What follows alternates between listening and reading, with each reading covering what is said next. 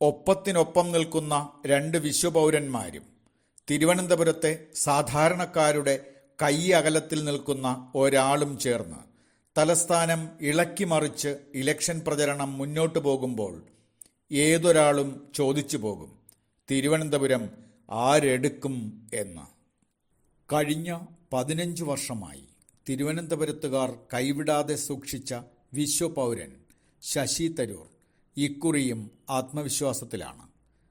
കല്യാണം, പാലുകാച്ച്, മരണം, നൂലുകെട്ട് തുടങ്ങി പതിവ് ചടങ്ങുകൾക്കൊന്നും പോയില്ലെങ്കിലും തിരുവനന്തപുരം തനിക്ക് സ്വന്തം വീട് പോലെയെന്ന് വിശ്വസിക്കാനാണ് തരൂരിനിഷ്ടം. ചടങ്ങുകൾക്കെത്തി ആളെക്കൂട്ടി വോട്ട് പോക്കറ്റിലാക്കുന്നതിനേക്കാളും ജനങ്ങളുടെ ആവശ്യങ്ങളറിഞ്ഞ് എത്രയും വേഗം അവ സാധ്യമാക്കി കൊടുക്കുന്നതിലാണ് ജനപ്രതിനിധി ശ്രദ്ധ ചെലുത്തേണ്ടത് എന്ന പക്ഷക്കാരനാണ് തരൂർ. ഇങ്ങനെ താൻ സാധ്യമാക്കിയ ജനോപകാരപ്രദമായ പദ്ധതികളുടെ നിര തന്നെ അക്കമിട്ട് പറയുന്നുമുണ്ട് തരൂർ. കഴിഞ്ഞ തവണ 1 ലക്ഷത്തിനടുത്ത വോട്ടുകൾക്കാണ് ശശി തരൂർ ജയിച്ചത്. 4ാം ഊഴത്തിലും ഭൂരിപക്ഷം നിലനിർത്താനാവുമെന്ന ആത്മവിശ്വാസവും അദ്ദേഹത്തിനുണ്ട്. മറ്റൊരു വിശ്വപൗരൻ ഇമേജുള്ള രാജീവ് ചന്ദ്രശേഖരനൊന്നും തനിക്കൊരു പ്രശ്നമല്ല. തിരുവനന്തപുരത്തുകാർ തന്നോടൊപ്പമുണ്ടെന്നുള്ള ആത്മവിശ്വാസത്തിലാണ് സ്വതസിദ്ധമായ ചിരിയുമായി തരൂർ വോട്ടർമാരെ സമീപിക്കുന്നത്. 2009 തരൂർ സ്ഥാനാർത്ഥിയായി തിരുവനന്തപുരത്തെത്തുമ്പോൾ ഏറ്റവും അധികം എതിർപ്പ് സ്വന്തം പാർട്ടിയിൽ നിന്നുമാണ് ഉണ്ടായത്. ഒരു വിഭാഗം കോൺഗ്രസ്സുകാർ പ്രതിഷേധവുമായി തെരുവിലിറങ്ങുക വരെ ഉണ്ടായി. പക്ഷേ എതിർത്തവരെയെല്ലാം തൻ്റെ വ്യക്തിപ്രഭാവവും നയതന്ത്രജ്ഞതയും കൊണ്ട് സ്വന്തം പാളയത്തിലെത്തിക്കാൻ കഴിഞ്ഞു എന്നതാണ് തരൂർ മാജിക്. പിണറായി വിജയന്റെ സർക്കാർ വന്നപ്പോൾ തിരുവനന്തപുരത്തെയും കളമശ്ശേരിക്കും പറ്റിയിട്ട് കോഴിക്കോട് മാത്രമായ ഒരു പേരാണ് സംസ്ഥാന സർക്കാർ അയച്ചത്. അപ്പൊ തിരുവനന്തപുരം എം പി ഇവിടെ എയിംസിന് വേണ്ടി വാദിച്ച് എയിംസ് കൊണ്ടുവന്നാൽ കൂടി തിരുവനന്തപുരത്ത് വലിയ സംസ്ഥാന സർക്കാരാണ് സ്ഥലം കണ്ടുപിടിച്ച് അതിൽ ഇറക്കേണ്ടത്. ഞാൻ തിരുവനന്തപുരം സ്ഥലം കൂടി കണ്ടുപിടിച്ച് ചൂണ്ടിക്കാണിച്ചു. അത് ഒരു എം പിക്ക് ചെയ്യാൻ്റെ പരിധി എത്തിക്കഴിഞ്ഞു. ഇതാണ് കാര്യങ്ങൾ. അതുകൊണ്ട് കേന്ദ്ര സർക്കാരിനെയും സംസ്ഥാന സർക്കാരിനെയും മാറ്റിയേ പറ്റൂ. അങ്ങനെയാണ് നമുക്ക് നിങ്ങളുടെ നിങ്ങളുടെ ഈ ആവശ്യങ്ങൾ വലിയ അത്യാവശ്യമായ ആവശ്യങ്ങളാണ്. നമ്മൾ നീതിയും അവകാശം 18 പോയിന്റുണ്ട്. ഞാൻ ഇതിനെക്കുറിച്ച് ചില വാക്കുകൾ നിങ്ങളോടൊന്ന് ചുരുങ്ങി പറയാം. ആദ്യത്തെ പ്രധാനപ്പെട്ട പോയിന്റ് കടലാക്രമണത്തിന് വേണ്ടി നമ്മളെ സംരക്ഷിക്കാനും വീട് നഷ്ടപ്പോയവർക്ക് ഒരു നഷ്ടപരിഹാരം കൊടുക്കാനും വരുമാനം നഷ്ടപ്പെട്ടവർക്ക് വീണ്ടും ഒരു ജീവിതമാകും. നയതന്ത്രജ്ഞൻ, ചിന്തകൻ, പ്രഭാഷകൻ, ഗ്രന്ഥകാരൻ എന്നീ നിലയിലെല്ലാം സാർവദേശീയ തലത്തിൽ ശ്രദ്ധേയനായ ഇദ്ദേഹം കോഫി അന്നനു ശേഷം UN സെക്രട്ടറി ജനറൽ സ്ഥാനത്തേക്ക് മത്സരിക്കുക എന്ന സ്വപ്നതുല്യമായ പോരാട്ടത്തിലേർപ്പെട്ട് മലയാളികളുടെ മാത്രമല്ല ഇന്ത്യയുടെ തന്നെ അഭിമാനമായി മാറിയിരുന്നു. ഐക്യരാഷ്ട്രസഭയിൽ അണ്ടർ സെക്രട്ടറിയായിരുന്ന അദ്ദേഹം അനൗദ്യോഗിക വോട്ടെടുപ്പിന് ശേഷം വിജയപ്രതീക്ഷ മങ്ങിയപ്പോൾ പിന്മാറുകയായിരുന്നു. ചന്ദ്രൻ തരൂരിൻ്റെയും ലില്ലി തരൂരിൻ്റെയും മകനായി ലണ്ടനിൽ ജനനം. കൽക്കട്ടയിലും ബോംബെയിലുമായി സ്കൂൾ വിദ്യാഭ്യാസം. ഡൽഹി സെയിൻറ്റ് സ്റ്റീഫൻസിൽ നിന്ന് ബിരുദം.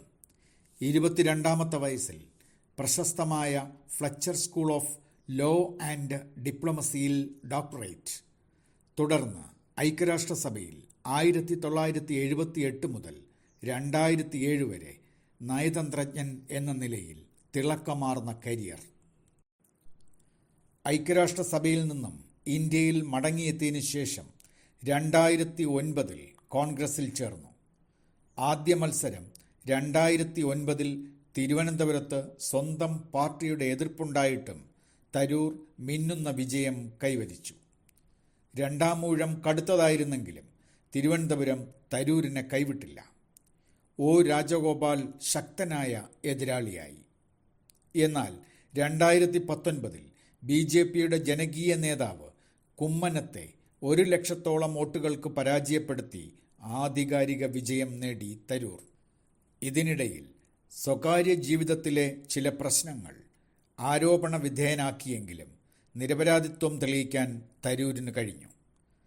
പാർട്ടിക്കുള്ളിലെ ആഭ്യന്തര വിഷയങ്ങളിൽപ്പെട്ട് മുതിർന്ന നേതാക്കൾ പലരും പാർട്ടി വിട്ടു പോയിട്ടും പാർട്ടിയിൽ തന്നെ അടിയുറച്ചു നിന്ന നേതാവാണ് തരൂർ. കോൺഗ്രസ് അധ്യക്ഷ സ്ഥാനത്തേക്ക് മത്സരിച്ചെങ്കിലും പരാജിതനായി.